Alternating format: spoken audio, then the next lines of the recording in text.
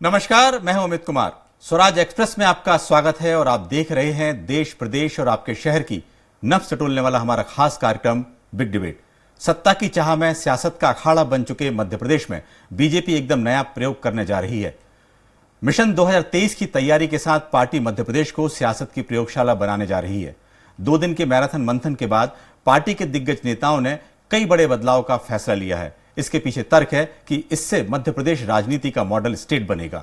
Party भले ही देश के कई राज्यों में सत्ता के सिंहासन पर बैठी हो, लेकिन मध्य प्रदेश इकलौता राज्य है जहां पार्टी सत्ता के 2 दशक पूरे करने जा रही है। इसलिए पार्टी के रणनीतिकारों की नजर मध्य प्रदेश पर लगी है। लेकिन सत्ता की मिठाई के बंटवारे का विवाद इस प्रयोग को कितना सफल होने देगा, यह सवाल सियासी गलियारों में गूंज रहा है। इस पर विपक्ष भी तंज कस रहा है। इस पर ज्यादा चर्चा के लिए मौजूद हैं हमारे साथ बीजेपी के प्रवक्ता अनिमेष भार्गव जी। आपका बहुत बहुत स्वागत है। कांग्रेस प्रवक्ता जितेंद्र मिश्रा जी और वरिष्ठ पत्रकार कृष्ण मोहन झा जी, आप दोनों का बहुत बहुत स्वागत है। तो शुरुआत करते हैं, सबसे पहले अनिमेष जी के पास रुख करते हैं। अनिमेष जी, एक नई चीज की, चूंकि नई चीज शुरुआत हुई है कि राजनीति का मॉडल स्टेट, इस पे सबकी निगाहें बनी हुई कि आखिर ऐसा क्या है राजनीति का मॉडल स्टेट बनाने के लिए। संगठन है जो हमेशा ही कोई भी चुनौती हो उसके लिए तैयार रहता है। चुनाव किसी भी राजनीतिक संगठन का एक सबसे प्राथमिक कार्य होता है, तो उसके लिए जो भी हमारी तैयारियां रहती है वो निरंतर चलती रहती हैं। अभी जो हमारी बैठक हुई जिसका आपकी रिपोर्ट में जिक्र किया गया, वो भी उससे ही संबंधित थी। आने वाले समय में जल्दी हमारे प्रशिक्षण वर्ग भी लगने वाले हैं, अन्य तैयारियां भी होने वाली हैं। क्योंकि भारतीय जनता पार्टी एक कैडर बेस्ड पार्टी है, इसमें हर व्यक्ति की अपनी अपनी भूमिका पहले से निश्चित होती है और उस भूमिका के लिए वो अपनी जिम्मेदारी भी तय करता है, अपना दायित्व भी निभाता है। तो इसीलिए इसी तारतम्य में बार बार ये मीटिंग इस तरह की जाती है ताकि उससे प्रॉपर तरीके से, क्योंकि आप देखेंगे बूथ स्तर तक का फीडबैक इनमें आता है। तो जो बूथ स्तर तक की बात ऊपर तक पहुंचती है तो उसमें जो भी अच्छी चीजें हैं वो उनको और आगे बढ़ाने का काम किया जाता है। कुछ सुधारात्मक काम की जरूरत होती है तो वो काम किया जाता है। तो इस तरह संगठन, हमारे जो वरिष्ठ हैं संगठन के, वो लगातार फीडबैक लेकर उसके हिसाब से अपने कार्य योजना को आगे कैसे रखना है उसके अनुरूप डालने के लिए इस तरह की बैठकें हमारे यहाँ निरंतर होती ही रहती हैं। बिल्कुल बिल्कुल अनिमेष जी, जिस तरह की गतिविधियां आपकी 2 दिन से मंथन, चिंतन और समीक्षा चल रही थी, उसके बाद एक नई शब्दावली जो हुई है राजनीति का मॉडल स्टेट। बिल्कुल जितेंद्र जी, ये बताएं कि एक बीजेपी ने एक नए तरीके से बातचीत करने जा रही है। चूंकि 2023 का चुनाव अब यह है कि बातचीत करते करते बहुत जल्दी समय बीत जाएगा। इस सब पे क्या तैयारी है आपकी इस पूरे चुनाव को लेकर? तो पहली चीज तो हम लगातार तैयारियां कर रहे हैं। भारतीय जनता पार्टी की सरकार की जन विरोधी नीतियां, महंगाई, भ्रष्टाचार और बेरोजगारी को लेकर के आपने देखा है कि हम लगातार संघर्ष कर रहे हैं। उसका परिणाम यह हुआ कि 2018 में देखा था आपने कि भारतीय जनता पार्टी सरकार से बाहर हो गई थी। इस जनता ने, मध्य प्रदेश की जनता ने सत्ता से बाहर कर दिया। इसके पहले भी आप ये देखिए कि हम लगातार संघर्ष कर रहे थे, और चाहे मुंगावली कोलारस हो, चाहे चित्रकूट हो, अटेर हो, और या फिर रतलाम की 8 की 8 विधानसभा सीटें भारतीय जनता पार्टी की सरकार में कांग्रेस ने जीती थी। इसके बाद आप देखिए जो चुनाव आया, उस चुनाव में हमने सरकार को सत्ता से बाहर किया। इसके पीछे यही कारण है कि हम लगातार अपनी रणनीति बना रहे हैं, हमारे कार्यकर्ता लगातार सड़क पर संघर्ष कर रहे हैं। और उसके बाद आप ये देखिए जन जागरण के माध्यम से हमने गली मोहल्ले में जाकर के इस भारतीय जनता पार्टी की जन विरोधी नीतियों को उजागर किया था। इसके बाद हमारा अगला कार्यक्रम आया घर घर चलो। घर घर चलो के माध्यम से हमने 65,000 बूथों पर जाकर घर घर दस्तक दी और ये बताया कि कांग्रेस की 15 महीने की सरकार भारतीय जनता पार्टी की 17 साल से कैसे बेहतर है, और जनता ने इसको स्वीकार किया। और नगरीय निकाय के चुनाव परिणाम आपके सामने आए। 16 नगर निगमों में भारतीय जनता पार्टी चुनाव लड़ी, 5 पर कांग्रेस जीती, 2 पर अन्य जीते और 2 पर हम 400 वोटों से हारे। मतलब 9 सीटों पर भारतीय जनता पार्टी की पराजय हुई एक हिसाब से देखा जाए तो। जिला पंचायत में आपने देखा क्या परिणाम आए। कहा हमारे पास 1-2 जिला पंचायत हुआ करती थी, आज हमने लाइन लगा दी जीत के। आपने देखा ये निश्चित तौर पर जनता भी समझ चुकी है भारतीय जनता पार्टी की नीति। जब जब चुनाव आते हैं, जब जब एक नया मॉडल आता है, इसके पहले आपने देखा था स्मार्ट सिटी, इसके पहले स्वर्णिम मध्य प्रदेश, इसके पहले और बहुत सारी चीजें आई थी। अब मध्य प्रदेश का राजनीतिक मॉडल क्या आपको बता रहे हैं, एक नई चीज है क्या? तो देखिए जुमलों से चुनाव नहीं जीते जाते, आपको काम करना पड़ेगा। वॉशिंगटन से अच्छी सड़कें मध्य प्रदेश में नहीं है, ये जनता ने स्वीकार किया और जनता ने बताया है। अभी मुख्यमंत्री जी को आप सुना रहे थे, वो कह रहे थे नीचे वाले बाद में मलाई खाएंगे। 17 सालों से नीचे वाला कार्यकर्ता मलाई के इंतजार में बैठा है, उसके घर तक मलाई नहीं पहुंचा पाए आप, क्योंकि आपके मलाई आपके अपने बड़े लीडर से बचेगी तभी तो आप जाकर के निश्चित कार्यकर्ता तक मलाई पहुंचाएंगे। बिल्कुल, तो अपनी बात को खत्म आपने अपनी तैयारी बताई। बिल्कुल बिल्कुल जितेंद्र जी, आपने अपनी पार्टी की तैयारी बताई और जुमलेबाजी। एक छोटा सवाल, हमारे साथ राजनीतिक विश्लेषक और वरिष्ठ पत्रकार कृष्णमोहन झा जी हैं, लेकिन उनसे पहले एक सवाल करूं। लेकिन मैं अनिवेश जी आपसे एक सवाल करना चाहता हूं कि इससे पहले शिवराज जी जो है हमेशा कहते हैं मध्य प्रदेश को नंबर 1 राज्य बनाएंगे, लेकिन अब राजनीति का मॉडल स्टेट नंबर 1 बनाएंगे। इन दोनों में आप क्या लगता है, पहले मध्य प्रदेश को नंबर 1 बनाना चाहिए फिर राजनीति का मॉडल स्टेट बनाना चाहिए? दोनों में कितना अंतर है ये सब? नहीं, देखिए दोनों में अंतर निश्चित है। देखिए, एक आप जो राजनीति के दृष्टिकोण से देख रहे हैं वो राजनीतिक दृष्टिकोण से स्टेटमेंट है। बाकी आप अगर मध्य प्रदेश को नंबर बनाने की बात करें तो आप देखें भाजपा के शासनकाल में इंदौर लगातार स्वच्छता में नंबर 1 आ रहा है। आप देखें किस तरह से सड़क, बिजली, पानी की व्यवस्थाओं में सुधार हुआ है, किस तरह से औद्योगिक विकास हुआ है। तो लगातार चूंकि भारतीय जनता पार्टी सबका साथ, सबका विकास, सबका विश्वास में को लेकर आगे बढ़ती है और माननीय मुख्यमंत्री जी बहुत ही धरातल से जुड़े व्यक्ति हैं, तो वो लगातार इन्हीं प्रयासों में लगे रहते हैं कि कैसे हमारे मध्य प्रदेश को पूरे देश में नंबर 1 बनाया जाए।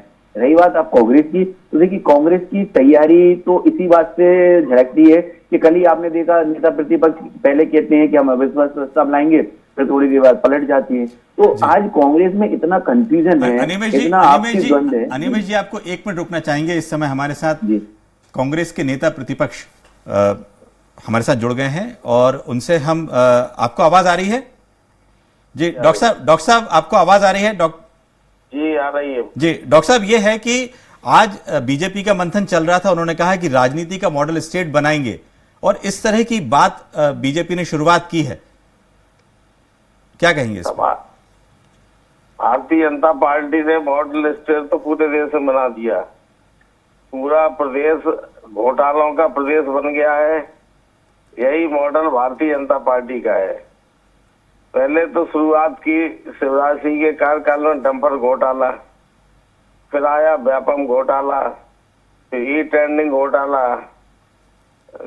बना वृक्षारोपण नर्मदा किनारे पेड़ पौधे का उसका पेड़ों का घोटाला, सिंगत घोटाले का घोटाला, बांधों का घोटाला, ब्रिज बहने का घोटाला और करोड़ों रुपए का अधिकारी कर्मचारियों की छापे लगने में, छोटे कर्मचारियों पर करोड़ों रुपए की संपत्ति निकलना, पूरे प्रदेश में बस 3.5 लाख करोड़ का कर्जा ला के भ्रष्टाचार के गर्त में डुबा दिया। यही भाजपा का नया प्रदेश बनाया जी। डॉक्टर साहब एक सवाल और है कि किस तरह से अब इस पूरे 2023 के कांग्रेस की तैयारी दिख नहीं रही है, कांग्रेस किस तरह से मैदान में उतरेगी? अब जितना हम मैं नहीं कह सकता कि कांग्रेस की तैयारी, अब जिनका दृष्ट दोष है वो नहीं दिखे। हम लोग रात दिन लगे 8 दिन से लगातार दौरे कर रहे। अभी 9 अगस्त के लिए 15 अगस्त तक लगातार पूरे प्रदेश में हमारे कार्यकर्ता नेता ने ब्लॉक स्तर से लेके हर जिले में 15 किलोमीटर 20-20 जी क्षेत्र में अब उसमें जी। डॉक्टर साहब, आपने इतने सारे मुद्दे बताए हैं, इन पर क्या विधानसभा सत्र में या सड़कों पे इन मुद्दों को उठाएंगे जिनमें आपने लगातार घोटाले और पूरे भ्रष्टाचार की लंबी एक लिस्ट बताई है? प्रजातंत्र में विश्वास नहीं है, सत्र में चर्चा होने नहीं देती। अभी कोई नेता बोल रहे थे कि हम लोग पलट गए। गोविंद सिंह का स्वभाव पलटने का नहीं है, न डरने का है, न भ्रष्टाचार में हिस्सेदारी करने का है। मैं खुलेआम कहता हूँ, अगर मैं तो कहता हूँ जो इस तरह का पलटने की बात कर रहे उनको मैं चुनौती जी बढ़वा दे। मैं पूरे एक कारनामे रखूंगा और लंबा सत्र 4 जी ओके लोगों का अवसर नहीं मिले। कम से कम हमें 2 दिन चाहिए अविश्वास प्रस्ताव पर चर्चा के लिए। और इस तरह के भयभीत होकर सरकार ने सत्र को मांग हमारे पत्र लिखने के बाद, डिमांड करने के बाद भी सत्र बहुत छोटा घोषित किया है। ये क्या नहीं, मैं कह सकता हूँ कि सरकार डरी हुई है, भ्रष्टाचार के मुद्दे ना आए, जनता से जुड़ी समस्याएं चर्चा में ना आए ताकि उनकी चर्चा हो सके। चर्चा प्रजातंत्र का है, प्रजातंत्र का मतलब है बहस होना है, एक दूसरे के जब रास्ता निकलेगा, बहस होगी, जिस प्रकार तो तभी मंथन के बाद भी अमृत निकलता है। सबकी मौका अवसर नहीं देते, प्रजातंत्र का गला घोटने का काम हो रहा है। जी जी और डॉक्टर फिर साहब, क्या गोविंद सिंह पलट गए।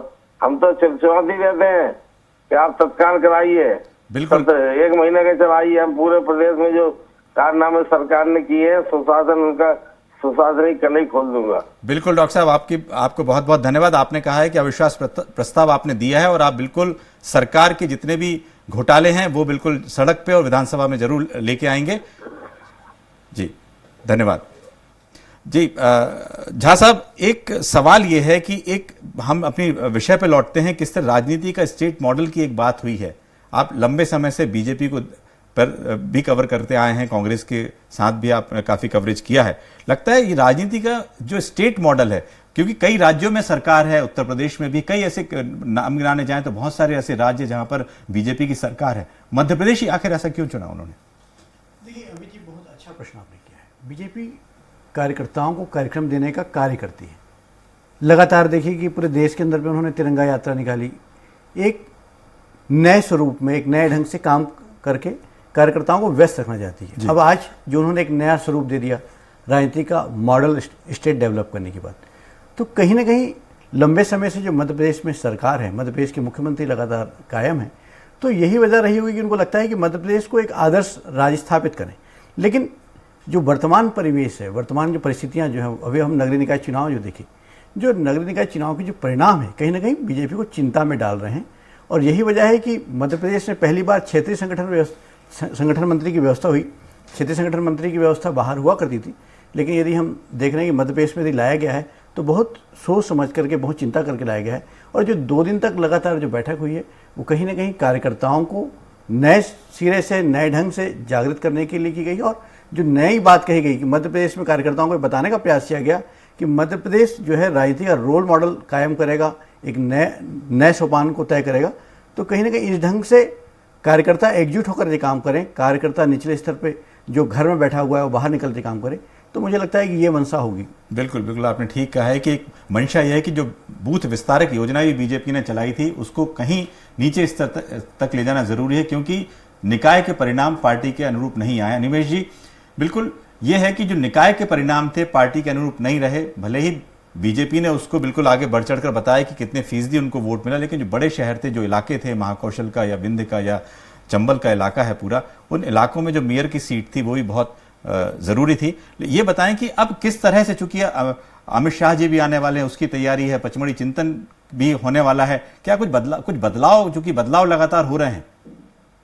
देखिए, मैं आपकी बात का जवाब दूंगा। इससे पहले मैं अभी कांग्रेस पार्टी के नेता प्रतिपक्ष गोविंद सिंह जी जो बात कर रहे थे, उन्होंने देखिए क्या पहले मैंने आपको एक बात बताई अविश्वास प्रस्ताव वाली। दूसरा उन्होंने क्या बोला कि तिरंगा यात्रा में हम 9 तारीख से 15 तारीख तक हमारे कार्यकर्ता शहरों में घूमे, गलियों में घूमे, और उन्होंने तिरंगा यात्रा, मैं खुद गवाह हूँ इस बात का। मैं रावगढ़ का रहने वाला हूँ। मैं 8 दिन रावगढ़ में रहा। रावगढ़ में कांग्रेस के विधायक जयवर्धन सिंह हैं, एक दिन भी वो जनता के बीच में या किसी कार्यकर्ता के साथ नहीं निकले। एक जगह भी उन्होंने तिरंगा फहराने का प्रयास नहीं किया। इवन 15 अगस्त के दिन भारतीय कांग्रेस पार्टी का जो ब्लॉक ऑफिस है रावगढ़ में, उसमें कार्यकर्ताओं में आपस में मारपीट हुई, सिर्फ होटप्पल हुआ। तो कांग्रेस देखिए आज यहाँ टीवी डिबेट में बैठ के ये बात रख सकती है कि हम जनता के बीच में जा रहे हैं, हम जो राष्ट्रीय मुद्दे हैं उनको उठा रहे हैं, लेकिन ये सच्चाई नहीं है। मैं खुद देखिए रावगढ़ में कांग्रेस पिछले 50 साल से काबिज है। उस जगह की स्थिति आपको बता रहा हूं कि रावगढ़ के विधायक जयवर्धन सिंह एक दिन भी नहीं आए, उन्होंने एक अपील भी नहीं करी, अपने किसी कार्यकर्ता को इसके लिए प्रोत्साहित नहीं किया, बल्कि 15 अगस्त के दिन उनके कार्यकर्ताओं में तिरंगा फहराने को लेकर मारपीट हुई ब्लॉक कांग्रेस के ऑफिस में। आप इस चीज को वेरीफाई करवा सकते हैं।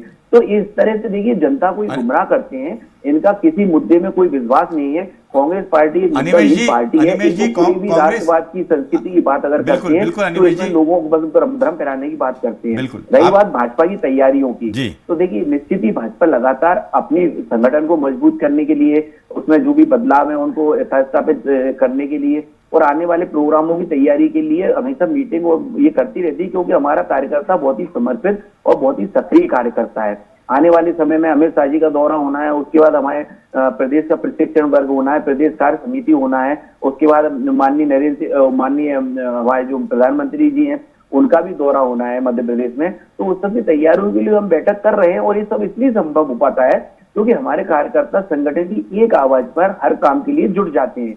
आप देखेंगे हमारा संगठन बूथ से लेकर राष्ट्रीय स्तर तक जिसको जो दायित्व दिया जाता है वो उसको काम करने के लिए वो हमेशा तत्पर रहता है। और इसी का परिणाम है कि आज चौथी बार भारतीय जनता पार्टी की प्रदेश में सरकार लगातार बैठी हुई है। आज अभी हमारे कांग्रेस के मित्र कह रहे थे, देखिए मुझे ये समझ में नहीं आता है कि नगरीय निकाय चुनाव में अगर कुछ सीटें उनको मिल गई तो क्या उनकी यही तमन्ना थी कांग्रेस पार्टी की, क्या यही तैयारी है कि अगर भाजपा की सीट नहीं आएगी तो हमको मिल जाएगी? अरे आप भोपाल में थे, भोपाल में आपकी बेवा पटेल पहले भी महापौर रह चुकी हैं, वो क्यों हार गई अगर आपकी तैयारियां थी तो? इंदौर में आप लाखों वोटों से हार गए, क्यों हार गए अगर आपकी तैयारी थी?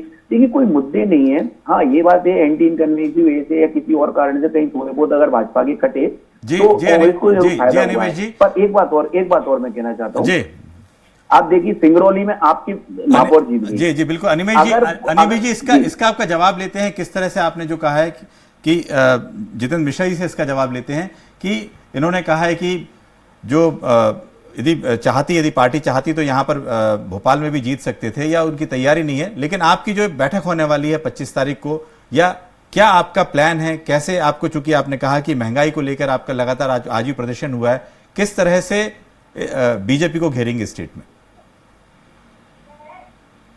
मुझसे पूछा है आपने? जी जितेंद्र जी। मेरा ये कहना है कि भोपाल में महापौर नहीं जीता, अगर 80,000 वोटों से हमारा महापौर आ रहा है तो ये जीत आपने देखा 5 लाख की जीत हुआ करती थी। आपको मैं फिर याद दिलाऊं कि जोबट में आपको जीतने के लिए कांग्रेस के व्यक्ति की जरूरत पड़ी थी, आपके पास में प्रत्याशी नहीं था जोबट में। पृथ्वीपुर में आप समाजवादी से लेकर के आए, पृथ्वीपुर में कोई कार्यकर्ता आपकी टिकट पे चुनाव लड़ने को तैयार नहीं था। रेगांव में चुनाव हुआ, आपने देखा क्या हुआ, पराजित हुए। दमोह में क्या हुआ, आप पराजित हुए। मेरा ये कहना है कि जो राजनीतिक मॉडल की बात की जा रही है, निश्चित तौर पर यह राजनीतिक मॉडल पहले गुजरात मॉडल हुआ करता था, 10 साल वो चल गया। जब प्रधानमंत्री के गली गली जाकर वोट मांगने के बाद, सूरत के हीरा व्यापारियों को मैनेज करने के बाद, जितेंद्र जी आपकी बात को आगे बढ़ाएंगे। जितेंद्र जी 1 मिनट, आपकी बात को आगे बढ़ाएंगे। इस समय हमारे साथ पूर्व मंत्री अजय विश्नोई जी जुड़े हैं। अजय जी आपको आवाज आ रही है? जी आ रही है। अजय जी मैं अमित बोल रहा हूं। अजय जी सवाल यह है कि आज आप लोग पूरा मंथन और बैठक के दौर लगातार चलते रहा 2 दिन तक, राजनीति के मॉडल स्टेट की बात हो रही थी कि राजनीति का मॉडल स्टेट किस तरह से बनाएंगे, क्योंकि पहले मध्य प्रदेश को मॉडल स्टेट बनाना था, नंबर 1 स्टेट बनाना था, लेकिन अब अचानक जो है राजनीति का मॉडल स्टेट की बात शुरू हो गई है।